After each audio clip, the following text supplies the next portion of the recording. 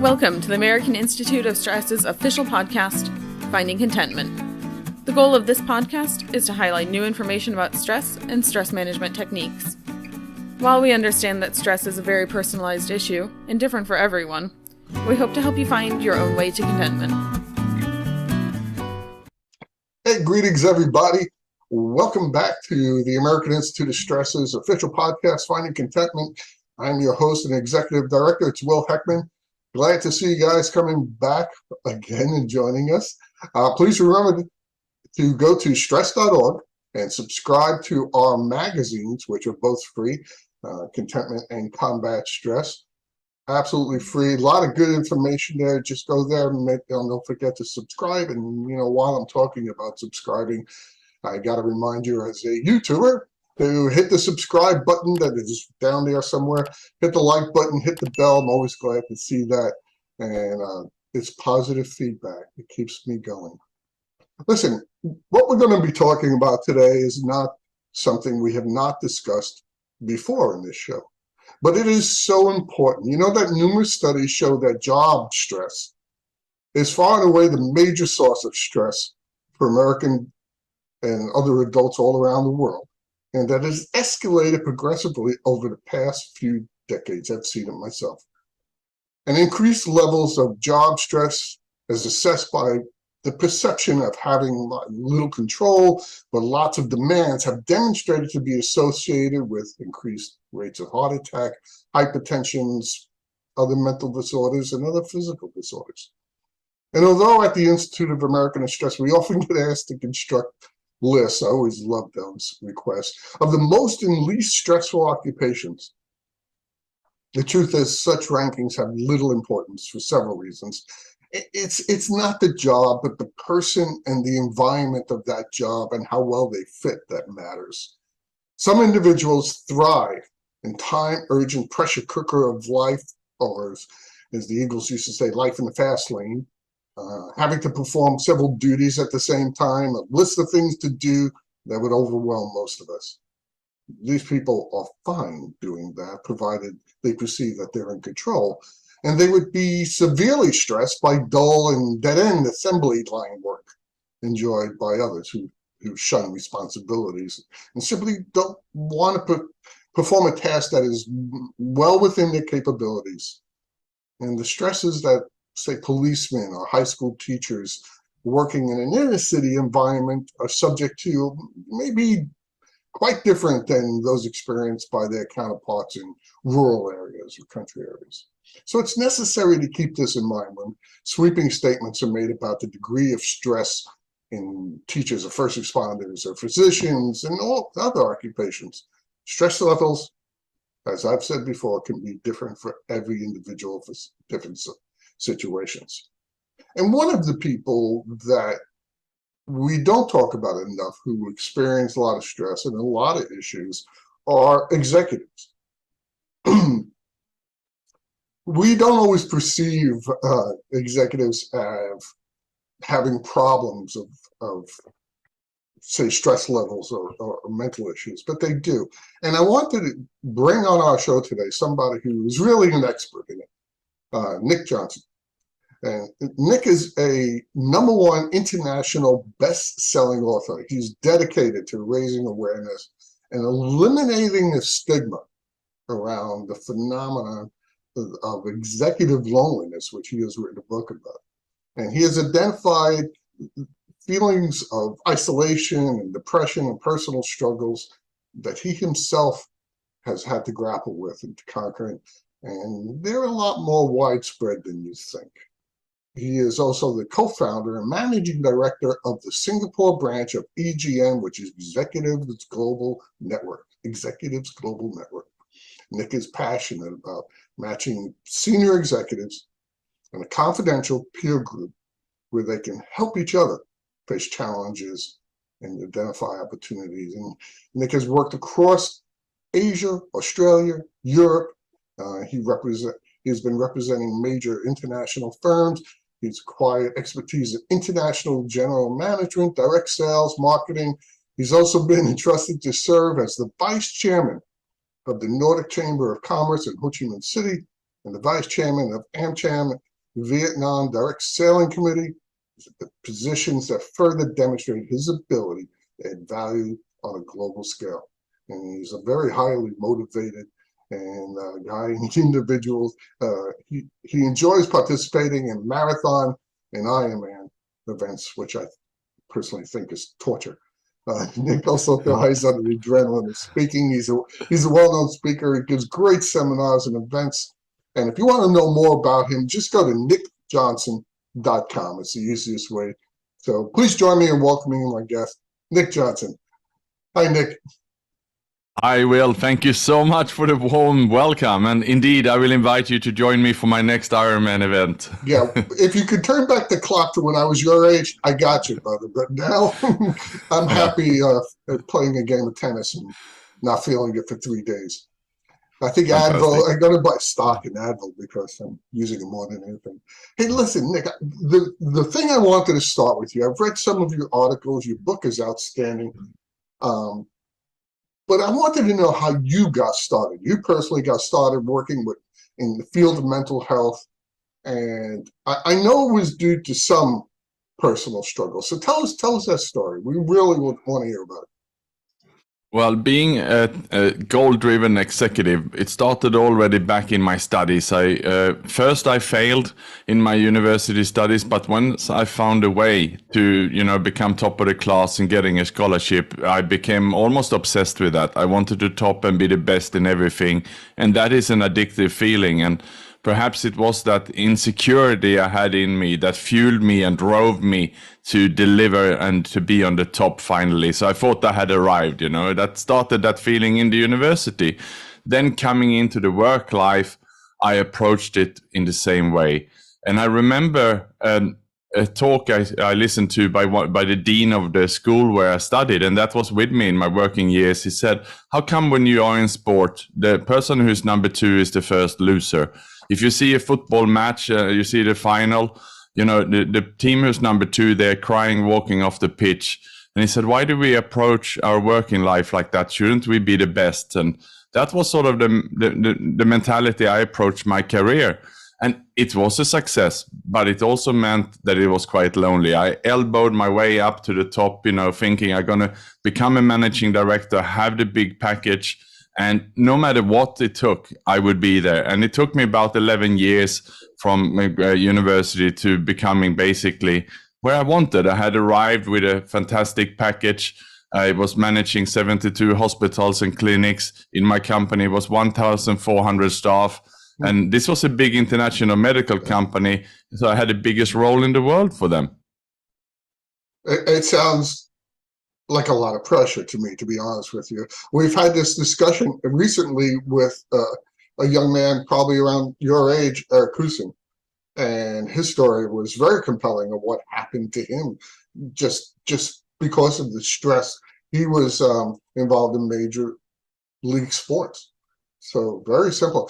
And what's funny is that you were talking about being driven, and it started in school. I got to tell you, that's a common theme that I hear. Straight A students who really work hard and continue doing that into their work life lose that balance. Do you think that's what happened to you? And so how did you start in the mental health field then? Yeah, so about the student life then, indeed, when I was younger, I was bullied. I was very average, but eventually I found a way how to perform better. It was just by working harder. But if you put in double the amount of hours from everyone, you're going to come out on top. And that's what I found out. But to come into the work life then to work so hard, it's also put a huge stress and pressure on yourself. You don't balance yourself in your life. And indeed, things came to issues around 2014, 2015. I basically didn't share with anyone all the challenges I had in my workplace. I didn't have a coach, I didn't have a mentor, and that's where I should have started. I should probably address the issues right away before they became too bad. And because I didn't have anyone to disclose it to, I didn't even talk to my wife at the time about it. I felt she won't understand me anyway, she won't get this. So it went so far that I just resigned from the job. But as I resigned from the job, I also pushed my wife away from me and asked for a divorce. I needed time by myself, I thought. But there I was, and my new friend and my new employer became a bottle of beer instead. So I thought I deserved to enjoy my life, and I went into, so from 2015 to 2017, I did very little but jumping from job to job and getting an alcohol addiction. And how did that resolve itself? So basically in 2018, I hit rock bottom. I had become a daily drinker at this time, and I didn't know which way to get out. And it was so bad that in April 2018, I wrote my will, my testament, and I sent this to my then ex-wife and my parents and so on.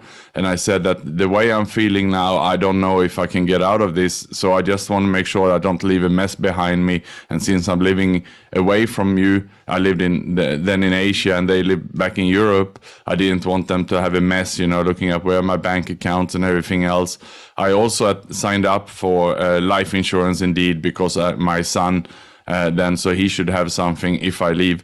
And I have to say here, Will, I was not suicidal, but I understood that I was on the journey to die. So you can say that it was a slow grinding suicide, but I didn't know how to stop. I who used to be so controlling and hard on myself with the biggest willpower, couldn't stop. I used to have blocks of taking a few weeks off alcohol, but here I was in a stage where I couldn't. I tried to stop, but I couldn't. And it's funny that, in the stress field, we talk about people who end up with a diagnosable problem and they end up on a medication from a doctor or something like that. And the most common medication that is self-medicated is alcohol. Because people come home, they'll have a drink, and that's how it starts. And all of a sudden you need that to unwind and to relieve that stress. So how did your journey end with the alcohol? How did you get off of that? So at this time, by the grace of a power bigger than myself, I met a new wife, and about 3 weeks into our marriage, and by the way, on the outside, she didn't see I had any issues. People didn't know. They thought I was having a good life, and everyone said, it's good on you, Nick, to enjoy yourself a bit. You've been working too hard. You deserve this time. But inside, I was not well. But I told her after 3 weeks into our marriage how we felt, and she immediately listened. She listened with empathy, and she said, well, no problems. We sort this out. And before I knew it, and before I realized what happened, she called up a doctor, and she just dragged me to the doctor, and she was with me in there, just telling him the truth. And I was, oh my God. And it was like the whole world collapsing around me. I thought, this is impossible. You cannot tell someone about this. This is something that we need to keep secret. But of course, the doctor immediately gave support and so on. And I felt, by telling my wife and just the doctor, I immediately, about half of my problems were gone. Half of the feelings were gone. I felt I was not alone anymore. And from there, everything moved. And, I got medication, of course, to deal with all the withdrawal from the alcohol and so on. But also then what we did after that, my wife took me then to a friend of ours who received support before, who had mental health issues before, who also had an alcohol addiction before. And she immediately said, so here was the third person in a day who find out what has happened to me. And she said, Nick, your smile will come back. You will be fine. Let me support you with this. So immediately again, I felt hope. And she then introduced me to an anonymous support group where there was other problem drinkers who'd gone through this before. And I understood, well, this is common. I'm not alone. And that was the start of the recovery. It really is the start of any recovery.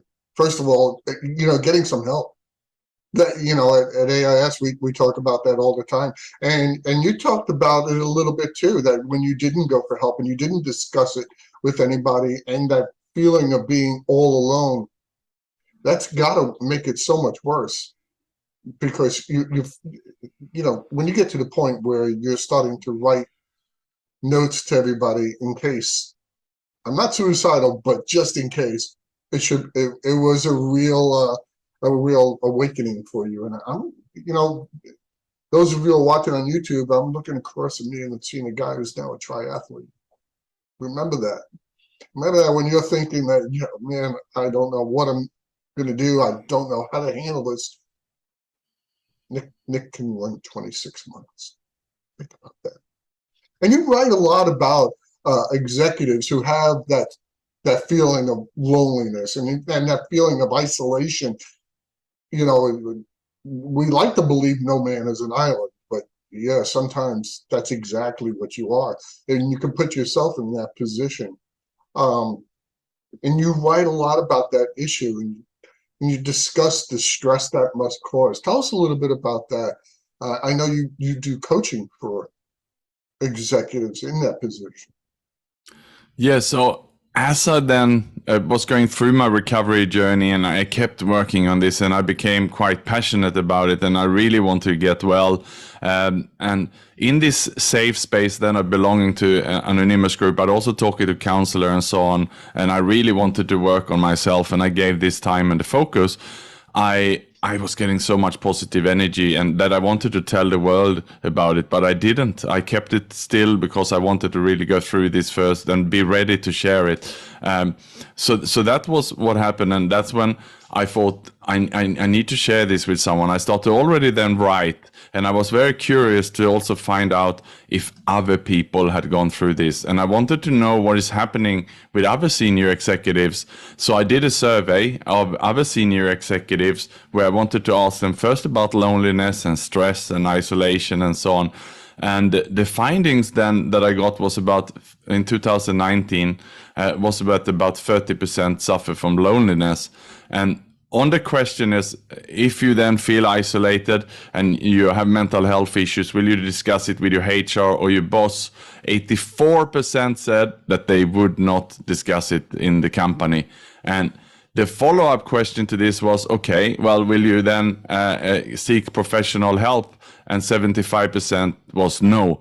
And that was when I understood, well, that's exactly what happened to me. And I could have died. So that's why I thought I need to share this. And those numbers are astounding. You think about that. I mean, so many people are suffering in silence. Is it because they feel like there's a stigma attached to it, that they don't want to be perceived as having any kind of mental health issue? I would say that it's a combination between the stigma and fear. Stigma in the sense, yes, we're putting on a smile, and I call it in my book smiling depression, especially if you're a senior executive. You feel you have to hold it all together. You feel you need to look good, and you're supposed to be the one perhaps who's paid and given the big responsibility. You need to be the strong one. So that is the stigma part, but the fear is related to losing all we have. What about if someone find out? Will I lose my job? Will I be up for the next promotion? Will my bosses, look down on me? Will they not trust me anymore that I can do this job, and so on? And that's the fear I had, and that's the fear I also saw in other executives. They probably feel that their bosses will feel they can't handle the job, which is not true. They're human beings, and we really got to look at that. One of the things we talk about often on this show, and not just for executives, but guys who just working like you and me, and just regular, is about burnout. Is how people get to that point where they're so burnt out, they do what you did. They just quit. They can't handle it anymore. I've been in professions, and I have friends who are in professions that are very high stress, and whether they're first responders or they're teachers or they're nurses or and executives. There's a lot on the line, either personally or professionally. Either kids, people's lives, a lot of money. Those things can tend to put a lot of stress on people. But do you think that burnout is also partially due to that feeling of isolation? Yes, and I think, as a human being and as an executive here, which we're talking about, I think we do everything we can first to cope. It will most often go a few years when we are dealing with that stress to the best of our ability, and that is normally picking up some kind of habit or bad habit or addiction. It can be gambling, it can be alcohol or any other form of drugs, or something that make us focus, the focus go away, or perhaps in my case also exercise is a good focus, but if that becomes an addiction also, that can perhaps be an issue. So I think we do everything we can to cope, but then eventually, this is compounding, and after perhaps a few years we break down and we collapse, which is what happened to me. And as you said, we cannot deal with it anymore. The only thing we can do is handing in the resignation, or we'll be hospitalized. I've seen in so many executives, especially during the pandemic, who were hospitalized because they're running companies in crisis mode, working from home, and it is indeed the isolation here. It's about the feeling that I'm alone with this. It's my responsibility. No one will understand me. I have no one to talk with about this, and nothing is further from the truth. It's just in our mind that this is there. You brought up something that is an issue, and that's the pandemic. We've never seen anything like that before, at least not in my lifetime. And when it happened 100 years ago, they stopped work. That was it. They just stopped work. Now, in this pandemic, people were asked to continue working virtually, like you and I are speaking. By the way, those of you that are listening, Nick is in Singapore right now, and I'm in Florida. And I want to publicly thank him for getting up this early to talk to me. But anyway, the pandemic caused a lot of people to learn a new way of working, which is virtually, which I believe compounded that feeling of isolation. You can't even go into somebody's office and sit down and just, shoot the crap with them, because you have to it has to be a scheduled talk. Do you think the pandemic exacerbated people's burnouts and stress levels? I have looked into this quite a lot, Will, and I've seen both positive signs and negative signs here. On the negative side, I would say, especially for the introverts, I found that it was especially hard during the pandemic, because it seems like while they were very comfortable and saw this as a blessing to work from home, they normally would, and I'm an introvert myself, so that's why I also know this, that I really prefer to work alone in my office, and I could do this forever. But that is not to say that it's the best for me. If you look at the extroverts, though, during the pandemic, they were first in a bit of a panic mode. Oh my God, I cannot go to the coffee room, I cannot go to the office. But what happened is they found ways to socialize. Those would be the ones to arrange the Zoom parties, the welcome drinks. They would do everything they could to go out of the way to connect with other people. So they managed to go through it. But we introverts perhaps slowly was grinding down through it until we managed to break out. So that was on the challenging time. On the positive side, what I've seen is, and what I heard when I interviewed executives, is that many more ask for help, because suddenly it was okay to ask our staff and our employees, are you okay, and so on. And a lot of the psychologists I asked also started to do one-on-one coaching online, to the point that they almost burnt out, by the way. But my point here is that before you had to come to the studio, you had to go to perhaps to see someone in person. You were worried, and the stigma that someone will see you. Now you can do this calling anonymously. You can book a Zoom meeting like we are talking today and have it in the comfort of your home, or locking the door to your office, and do it privately. And that's why so many more have finally asked for help. That's a really, really interesting point that you made. And I never thought of it in those terms before, that it was harder on the introverts. And you would think on the surface, the introverts loved it. They didn't have to deal with people, but all the choice was taken away. If you're in the office and you don't feel like talking to somebody, you don't have to. But if you do feel like talking to someone, you can. If you're at home and you're an introvert, you're not used to making that much effort to just be able to talk to someone. So that put a lot of stress on people who it's not their nature to do that. Wow, that Yeah. was a really good point. I really had not thought about it that way. Okay, so one of the things I want you to know, you have been around everywhere. I don't know, you've been all over Europe, all over Asia, the United States. I mean, you've been everywhere. Culturally, any difference? The pandemic? Yes. Yes, definitely a culture difference. And I can tell you in Singapore, where I live and work now, even a suicide attempt was a crime until 2019. It was only in January 1, 2020 when it was decriminalized. So that means if you had a family member or a friend or colleague who was talking about suicide, if you report it, then there'd be a police investigation. So that means that's how fresh that we can even have these conversations here. So you can imagine how much stigma it is around this topic. Right. That's why I asked, Chris. In the States, it's a little bit too common, I think, but people are at least talking about it more often, and that's the first step to curing all this stuff. All right, so you've been all over. You've talked to a lot of people, a lot of executives, a lot of people in business. I would like to get your perspective of the effects of these enormous amounts of stress that have happened, especially in these last few years, the kinds of effects that you've seen happen on people, besides burnout, besides just quitting. Well, I think, and we touched on this a bit earlier, I think addictions is becoming more of an issue. And people, again, find their own addictions in order to escape life, in order to escape the issues and the stress and the pressures of the work. And there's so much uncertainty also around the works. We live in a gig economy. Companies merge, acquires quicker. People are losing their jobs and they are quite scared. I mean, gone are the days when you work 30, 40 years for the same company. You don't have that level of security anymore. So people need to cope with this. And and very commonly, I think people naturally can easily go for a drink. It's socially accepted. That's how I socialize. It's a good thing to go and have a few drinks after beer. This becomes a bad habit. But it's also what we have with us every day. Our devices is full of apps and we become addicted to those, and social media.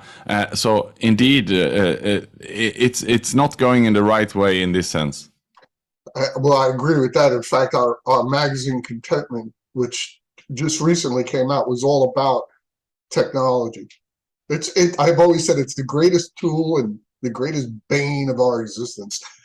Technology is, I mean, it makes you and I able to talk to each other, and it makes people a slave to our technology. I want to ask you something. I looked at one of your articles that you've written, and it was called 5 Quick Ways to Ease Stress, Depression, and Anxiety. Tell us some of those ways. People need to, they're there, people. You have to know that you're not stuck, you're not broken. There are ways to do things. And guys like Nick can absolutely help us. So I hate to put you on the spot, but you wrote the article. Yeah, it actually was part of my book, and but it is also as a summary report out there. But what it is it's the 5 steps or the summaries of what I went through to turn my life around. And I'm very happy to talk you through briefly those 5 steps if you like. Please. Yeah, so the first step here was taking stock. So remember when I told you, I told my wife, I told my doctor, we told a friend. And what I then had to do at that stage was really take a look at myself and writing down what are the issues I'm having. I was overweight, I lost my health, I didn't exercise, I kept things to myself, there was broken relationships. I had to write all of that down. Just like you are a shop owner, you do a stock take perhaps every quarter or once a year. That is what I needed to do, and I needed to be very honest with myself. So that was the first step. Okay, I agree. The first step is recognizing there's a problem and taking stock of that problem. What else can you do? then what I did then at that stage was getting ready to ask for help, because I really had not asked anyone for help. So once I had that list of the issues I had to basically create a new column where I could say, okay, I have an issue with nutrition. Who can I ask for advice?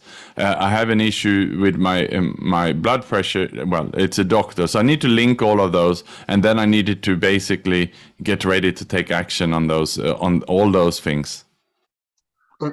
Under a doctor's or a coach's supervision? Yeah. I think that's a good idea. And on that list, about half of them were perhaps professional services, others were anonymous support. There's a lot of charities, a lot of volunteers, and not everything of this has to cost money. And yeah, a lot of it was friends who could help me, to give me some guidance.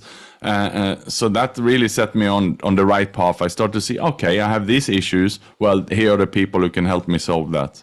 What did those people tell you? What kinds of things? Yeah, so the step 3 then was getting healthy. So I needed to really get well internally, because I mean, I was in the state where I thought the body is breaking down here because of the alcohol addiction and so on. So it was really, the nutritionist and getting an exercise plan. I got a fitness coach who helped me install an app on my phone who tracked me, so I could start going for a 5-kilometer walk per day. I felt progress. We increased this and so on. So really the third step indeed was getting healthy. And then the fourth step was nurturing healthy relationships, because once you've been isolating yourself for a few years and you've been abusing alcohol like I had broken relationships. I couldn't deal with it, and I had to go back in the fourth step to make amends and apologize to the people I had hurt, so that I could heal myself internally from that. You know, I think that's a real important point to make, that the kinds of friends you surround yourself with is the world you live in. You know, and so I think finding those people that were supportive, that really helps you get through all of that. And what was the last thing? Number 5. Yeah, so the fifth one, and this is very much important, especially if you are an executive, it's finding your purpose. And what I realized when I looked at why did I crash, well, it was too much about my ego. It was too much about me getting the promotions, me getting the titles, and titling myself and so on. And as I did my survey and interviews for the book, I realized that this was quite common in senior executives. So it's really looking around ourselves here in step 5 and looking for our purpose. Is there a bigger meaning here? Is there a power greater than myself in the universe, or is everything circulating around me? So it's really deflating your ego here in the last one. That's a good point. I mean, you know, something I got to tell you that I've seen that problem before. I mean, you can't be really successful without an ego, but you can overinflate your ego to the point where it takes over everything you do, and that you'll fail. It won't happen. I guess there's a fine line between being an egomaniac and being a confident person, and discovering the right one takes some doing, takes some contemplation, takes some listening to guys like you, and reading your book. Nick, what is our takeaway here? You know, people out there who are working, who are stressed, and they do those 5 things. What's the last thing you would tell these people? We're running a little short on time. I don't want to go over too much. But what would you tell people that are struggling now, and any worker, not just executives? If there's one takeaway from all of this, and my key message would be that if you have something on your mind, no matter how big the problem is, think about immediately who you can share it with. Can be anything from a friend, a colleague, or it can be a professional coach or a psychologist or a therapist, anyone. Or if you don't find anyone, call a hotline. Call one of the anonymous hotlines and share your issue. Someone will listen, and you will be on your way of recovery right away. I think that's really good advice. Don't try going it alone. Is it possible? Sure. Is it probable? I don't know. Everyone is different. But I'll tell you one thing, when you have somebody who's coaching you, who can help you along like Nick, it certainly makes that journey a lot easier and a lot more doable. So don't think that this is all impossible. Nick Jonsson did it. You can do it. Just, I mean, come out of alcoholism, come out of that feeling that you're so stressed out, that you're burnt out, that you can't find that passion, you don't really feel it anymore. I understand. So does Nick. And there are ways to deal with it. Nick, thank you so much for taking the time and getting up so early in Singapore to join us. I really, really appreciate it. All of you out there need to take a look at Nick's book. I'm sure you can find it. He'll tell me if I'm wrong, but I'm sure you can find it on Amazon. I mean, isn't everything on Amazon? I buy my vitamins on Amazon. Right? Anyway, Nick gave me the thumbs up. You can't find it. Whatever you do, go to nickjonsson.com. I perused his website. There's a lot of articles, a lot of podcasts. There's a lot of information there. So go there, find out the cure for executive loneliness. You'll find that, like I said, on Amazon. All right, that's going to do it for today. This has been your host, Will Heckman. I want to thank you all for joining us again today. Don't forget to please follow this podcast. Hit that like, hit that thumbs up button, hit the little bell. And remember, your support helps us to keep making these podcasts and all that we do at the American Institute of Stress possible. To go to stress.org, subscribe to our magazines, look at all the stuff that we have. And I want to remind everyone, just as stress is different for each of us, there is no one stress reduction or management strategy that is right for everyone. So that means you need to join us next time as we explore more stress management strategies and insights. And again, remember to visit us at stress.org, and you'll find some tools and techniques to help you live a happier and healthier life. And I hope the information that you heard from Nick and myself today starts you on that journey. Good day, everyone.